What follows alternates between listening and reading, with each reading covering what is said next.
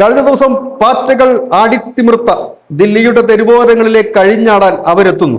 കർഷക സമര ജീവികൾ അവർ ഹരിയാനയുടെ ശംഭു അതിർത്തി കടന്ന് എത്തുകയാണ്. ഇത്തവണ ഒരു പ്രത്യേകതയുണ്ട്. ട്രാക്ടർ ഒഴിവാക്കിക്കൊണ്ട് ബസ്സുകളിലും സ്വകാര്യ വാഹനങ്ങളിലുമാണ് എത്തുന്നത്. അതിർത്തി കടന്നുടൻ തന്നെ ബെക്കിയു ചാരുമണി വിഭാഗത്തിന്റെ നേതാവ് ഗുൽരാം സിംഗ് ചാരുമണിയെ പോലീസ് കസ്റ്റഡിയിൽ എടുത്തിട്ടുണ്ട്. ഇതിൽ പ്രതിഷേധിച്ചുകൊണ്ട് അവിടുത്തെ ടോൾ പ്ലാസ അടക്കം ഉപരോധിക്കുകയും ഹൈവേ ഉപരോധിക്കുകയും ചെയ്ത മറ്റു ചില BQ നേതാക്കളെ കൂടി പോലീസ് കസ്റ്റഡിയിൽ എടുത്തതായിട്ടാണ് ഇപ്പോൾ പുറത്തു വരുന്ന വിവരം. അവർ ഡൽഹിയിലേക്ക് നീങ്ങി തുടങ്ങുകയാണ്. ഡൽഹിയിലെ മാർച്ചാണ് അവരുടെ ലക്ഷ്യം.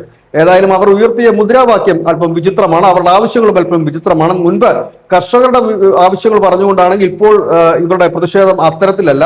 India-US കരാർ അത് വേണ്ടെന്ന് വെക്കണം, അതിൽ റദ്ദ് ചെയ്യണം. ഈ കരാർ ഇതുവരെ പ്രാവർത്തികമായിട്ടില്ല. ഇനി ഒപ്പിടുമോ എന്ന് പോലും സംശയത്തിൽ നിൽക്കുന്ന ഒരു കരാറാണ്.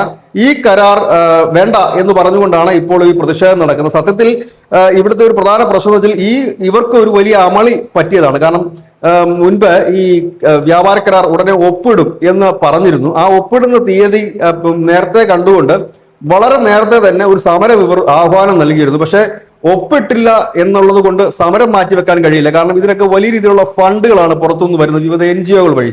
ആ ഫണ്ട് മേടിച്ച സ്ഥിതിക്ക് എന്തെങ്കിലുമൊക്കെ ചെയ്യാതിരിക്കാനും കഴിയില്ല. എന്നാൽ ഇവർ ഉയർത്തുന്ന ആവശ്യങ്ങൾ എന്നും എത്തിയിട്ടുമില്ല. ഏതായാലും അതിനു വേണ്ടിയിട്ടാണ് ഇപ്പോൾ ഒരു സമരം നടത്തുന്നത്. അങ്ങനെ വിചിത്രമായ ചില കാര്യങ്ങൾ പറഞ്ഞുകൊണ്ടാണ് സമരം. പിന്നെ മറ്റൊരു കാര്യം കൂടിയുണ്ട്. പതിവ് പോലെ തന്നെ ഇപ്പോൾ ഈ ഹരിയാനയിലും പഞ്ചാബിലും ഒന്നും വിളവെടുപ്പ് കാലമല്ല, കാർഷിക വൃത്തിയുടെ സമയമല്ല, ഒരു ഇടവേളയാണ്. ആ ഇടവേളകൾ ആനന്ദകരമാക്കാൻ അവർ ഇതുപോലെ ഇടയ്ക്കിടയ്ക്ക് ഡൽഹിയിൽ വന്ന് അഭ്യാസ പ്രകടനങ്ങളും ഫുഡടിയും മറ്റുമായി നടക്കാറുണ്ട്. News desk, news India Malayalam.